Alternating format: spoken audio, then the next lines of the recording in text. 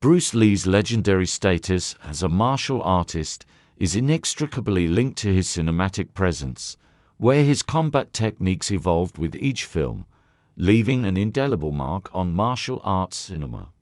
His journey in film not only showcased his physical prowess, but also demonstrated the philosophical depth behind his fighting style, Jeet Kune Do, and its impact on how action and martial arts were portrayed on screen.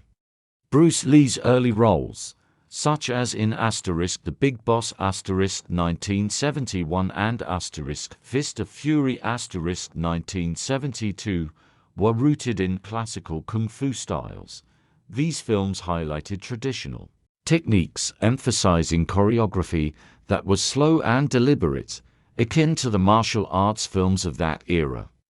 Lee played the role of the righteous hero seeking revenge or justice, fighting with clear-cut moves influenced by Wing Chun, a Chinese martial art he trained in during his youth. The fight scenes, though powerful, adhered to conventional tropes of honor and discipline, with clean strikes and a more controlled pace. In *Fist of Fury*, Lee's character displays a ferocity that marked the beginning of his stylistic shift.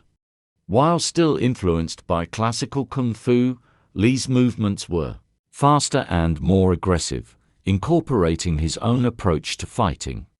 This blend of traditional and personal innovation hinted at the evolution that would define his later films.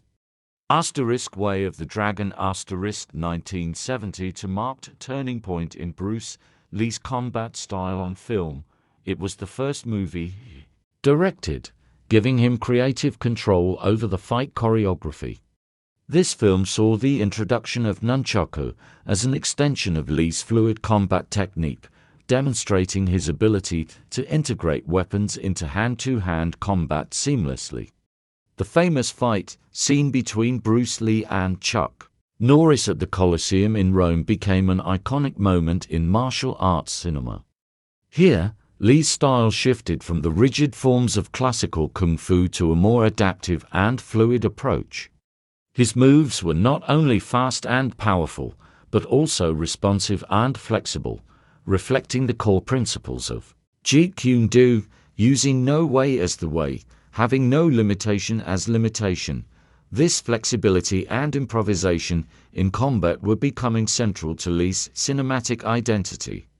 Bruce Lee's Enter the Dragon* 1973 represented the pinnacle of his combat evolution in film, released just after his tragic death.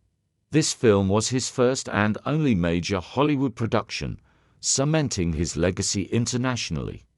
In Enter the Dragon*, Lee fully embraced Jeet Kune Do, with the film showcasing his philosophy of using direct, simple, and efficient techniques. His movements in this film were a blend